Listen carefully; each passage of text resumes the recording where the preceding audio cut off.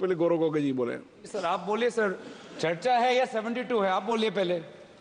देखिए, ये अध्यक्ष पर निर्भर करता है कि वो उस विषय को किस तरीके से लेते हैं, ठीक है ना।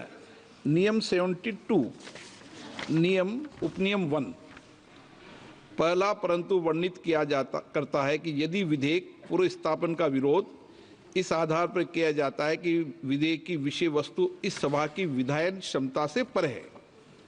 अब सबसे पहले वक्ता माननीय मनीष तिवारी जी ने ये विषय रखा और वक्ताओं ने भी रखा, ये विधायन क्षमता से परे है। और इसीलिए जब ये विषय रखा तो मैंने इस विषय को कहा तो विधायक तो अध्यक्ष अन्य सदस्यों को विधेयक के बंदों पर अपने मत रखने की अनुमति प्रदान की जा सकती, इस तहत किया। हाँ, आप गौरव गोगोई जी के बाहर जा सकते हैं, मतलब धन्यवाद सर। ये लेकिन हाँ भी जा सकते हैं, वो तो पूछ रहे। एक सेकंड मैं अध्यक्ष जी जो बोले हैं वो ध्यान से सुना हूं।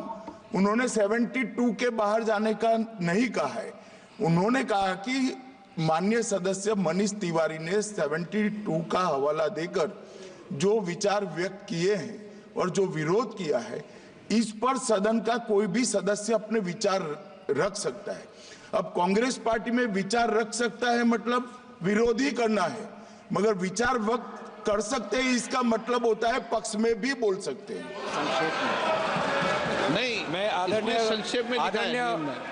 आदरणीय गृह मंत्री को मैं यही कहना चाहूंगा कि अगर कोई पार्टी इसका समर्थन करना भी चाहे तो भी वो समर्थन 72 पे ही रह सकता है, जनरल वो चर्चा में नहीं ला सकते। हाँ, समर्थन के लिए मैं सर ये दो जो कानून है, constitutional amendment 129 constitutional amendment act और the bill to further amend government of union territories act 63, national capital territories 91, Jammu Kashmir reorganisation act 2019, ये दोनों कानून संविधान और नागरिकों के वोट देने के जो उनकी संवैधानिक अधिकार है उस पर आक्रमण है और इसका हम पुरजोर विरोध करते हैं। विरोध का आधार यह है कि इस सबसे पहले 82(5) में चुनाव आयोग को जो यहाँ पे ताकत दी गई है कि चुनाव आयोग आज राष्ट्रपति को अपना एक निर्णय दे सकते हैं कि कब निर्वाचन हो सकता है।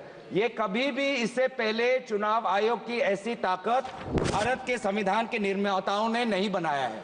चुनाव आयोग की क्या सीमाएं हैं वो आर्टिकल 324 में है, जहां पर इलेक्शन कमीशन को बस कैसे सुपरवाइज करना चाहिए, कंट्रोल करना चाहिए, इलेक्शन रोल कैसे बनाना चाहिए, वहीं तक ही चुनाव आयोग की क्षमताओं का सीमा बनाया है।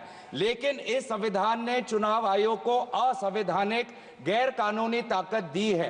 राष्ट्रपति अगर कोई परामर्श लेते हैं तो सिर्फ काउंसिल ऑफ मिनिस्टर से परामर्श लेते हैं, वो कभी भी वो चुनाव आयोग से परामर्श नहीं लेते हैं। ये एक गैर संवैधानिक इन्होंने एक ढांचा बनाया है।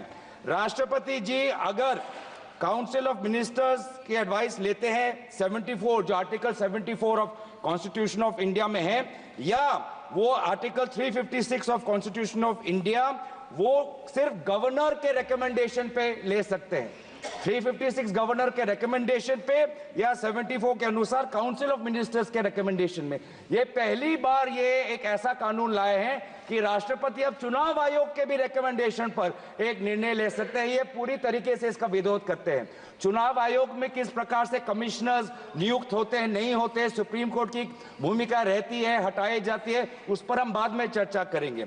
दूसरी बात यह है कि संविधान के बेसिक स्ट्रक्चर में एग्जीक्यूटिव, लेजिस्लेटिव और जुडिशरी के बीच में संतुलन हो, उसका भी विवरण है।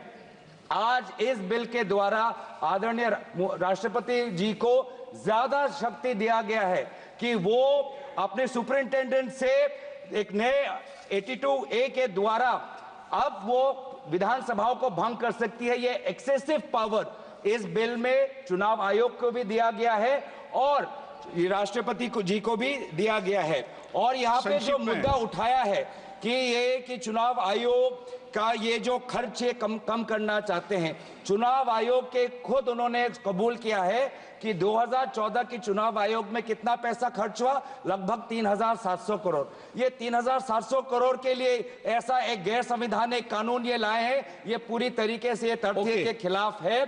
हम दोबारा कहना चाहते हैं कि संविधान और एक नागरिक जो आर्टिकल 14 जो उसको वोट देने का अधिकार देते हैं, वो जब वोट देता है तो हमारे संविधान में लिखा है कि जो 5 ईयर टर्म है, जो 5 ईयर टर्म है आर्टिकल 83(2) में हाउस ऑफ पीपल को और आर्टिकल 172(1) में जो 5 ईयर टर्म है उसके साथ खिलवाड़ नहीं कर सकते।